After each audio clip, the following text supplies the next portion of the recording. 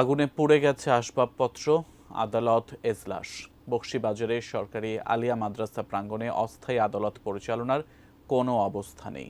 একথা জেনেই অবরোধ তুলে সড়ক ছেড়ে গেছেন আলিয়া মাদ্রাসার শিক্ষার্থীরা।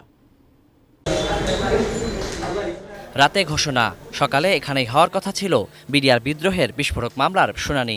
ভোর 4টার দিকে আগুন লাগে সরকারি আলিয়া মাদ্রাসার অস্থায়ী আদালত ভবনে। পুড়ে ছাই এজলাস কক্ষ।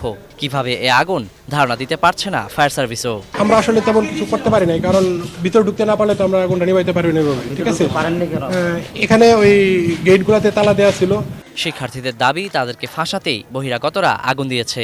দুইজন সিভিল ড্রেস পরা পুলিশের লোকই হবে, ওনারা এসে তালা ভাঙার চেষ্টা করছে এবং তালা ভাঙছে। এই যারাই তালা ভাঙলো, আমার মনে হচ্ছে ওরাই আগুনটা লাগাচ্ছে।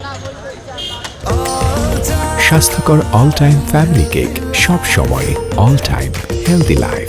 অন্যদিকে সকাল থেকে রাজধানীর বকশীবাজার মোড়ে অবস্থান নেন সরকারি আলিয়া মাদ্রাসার শিক্ষার্থীরা।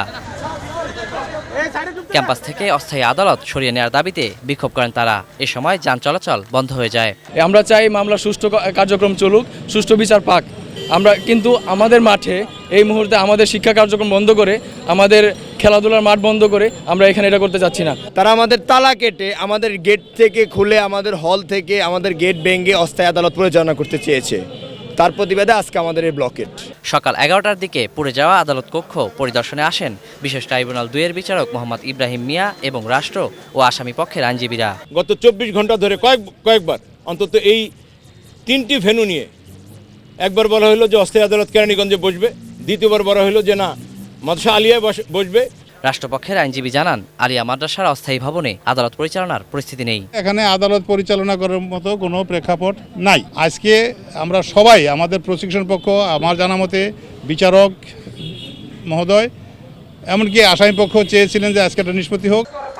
এরপর সড়ক থেকে সরে যান শিক্ষার্থীরা। স্বাভাবিক হয় বকশীবাজার এলাকার যান চলাচল। Waliul Sakib, ATN News, Dhaka.